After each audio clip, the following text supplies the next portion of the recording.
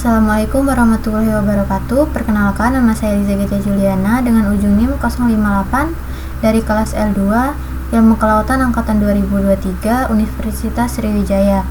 Baik, di sini saya akan mempresentasikan atau memaparkan tentang materi bentos, makrozoobentos dan plankton untuk memenuhi remedial dari praktikum ekologi laut dan estuari yang saya ikuti. Baik, langsung saja ke pemaparannya. Di sini pertama-tama saya akan memaparkan tentang bentos dan makrozoobentos terlebih dahulu. Bentos ini berasal dari bahasa Yunani yang artinya kedalaman atau dasar.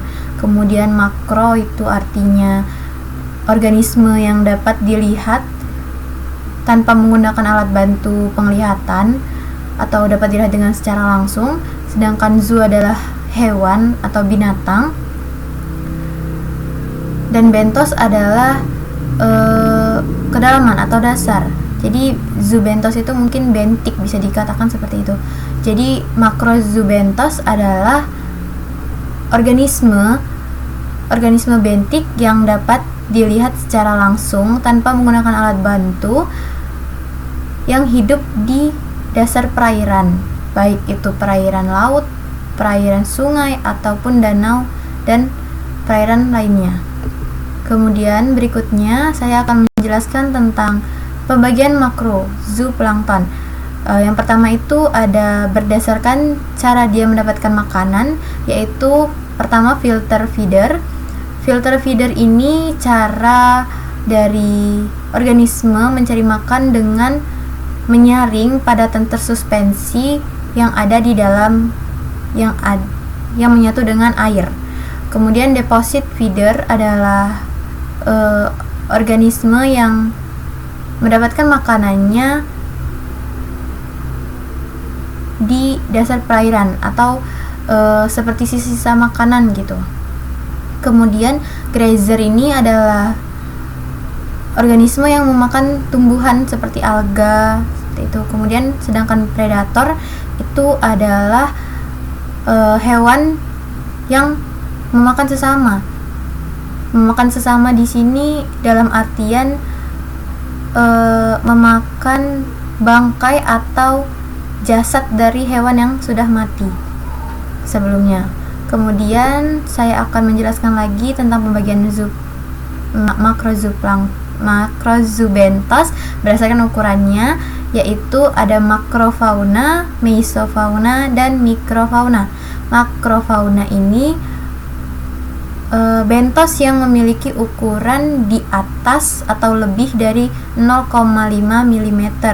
Kemudian kalau mesofauna ini ukurannya bisa berukuran 0 sampai 0,5 mm sampai 0,1 mm. Sedangkan kalau mikrofauna itu memiliki ukuran di bawah atau tidak sampai 0,1 mm. Nah, makrofauna ini termasuk jenis bentos yang besar. Dalam artian di kelas bentos itu makrofauna ini ukuran yang paling besar. Kemudian kalau mesofauna ini dapat ditemukan di substrat pasir ataupun lumpur. Kalau mikrofauna ini dia makrozoobentos ukuran paling terkecil. Jadi yang paling kecil itu disebut mikrofauna. Kemudian selanjutnya itu makrozoobentos berdasarkan tempat hidupnya, yaitu epifauna dan infauna. Epifauna itu hidup di atas substrat atau di atas permukaan dasar perairan. Nah, sedangkan kalau infauna itu dia ada di dalam dasar perairan, baik itu dia menggali atau mengubur tubuhnya. Selanjutnya yaitu ada makrozoobentos berdasarkan siklus hidupnya, yaitu ada holobentos dan merobentos. Holobentos ini kelompok bentos yang seluruh siklus hidupnya atau seluruh fase hidupnya bersifat bentos. Sedangkan merobentos adalah kelompok bentos yang bersifat bentos di beberapa fase tertentu dari siklus hidupnya. Kemudian saya akan menjelaskan tentang materi plankton, teknik sampling plankton, penanganan sampel plankton, dan identifikasi jenis planktonnya. Yang pertama itu ada teknik sampling. Teknik sampling ini dibagi menjadi dua, yaitu kuantitatif dan kualitatif. Kuantitatif ini mendasar pada jumlah, baik itu jumlah plankton yang didapatkan, jumlah jenisnya, dan lain-lain. Sedangkan kualitatif ini adalah merujuk ke jenis-jenisnya atau ciri-cirinya, morfologi maupun bentuk tubuh dan lain-lain. Kemudian yang kedua ada prosedur sampling menggunakan planktonet dan bongonet. Nah, dapat dilihat pada gambar itu ada contoh dari bentuk planktonet dan bongonet. Planktonet ini termasuk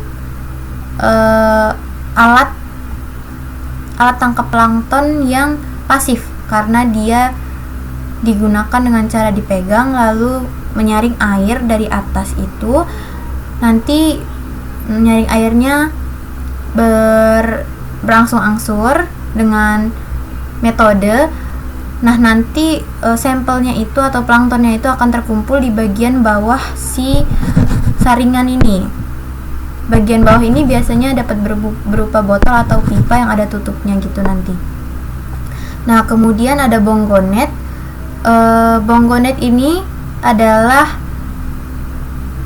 alat tangkap plankton yang aktif karena dia dipasangkan di kapal. Nah, kalau bongonet ini digunakan di laut dan planktonet ini digunakan di pesisir. Kemudian berikutnya ada identifikasi plankton. Jadi plankton ini dapat diidentifikasi berdasarkan morfologi bentuk tubuh, struktur tubuh, warna pada fitoplankton maupun zooplankton. Nah, penentuan identifikasi jenis plankton dibantu dengan buku standar identifikasi plankton. Jadi dia ada bukunya tersendiri. Kalau mau identifikasi harus berdasarkan buku tersebut. Nah, ini adalah contoh morfologi baik itu bentuk, warna, ukuran, spesies dari plankton. Dapat kita lihat ya di sini contohnya banyak sekali dan ini masih banyak lagi contohnya. Tapi yang saya tampilkan hanya ini. Baik, untuk kurang dan lebihnya saya mohon maaf. Mungkin cukup sampai sini, saya akhiri. Wassalamualaikum warahmatullahi wabarakatuh.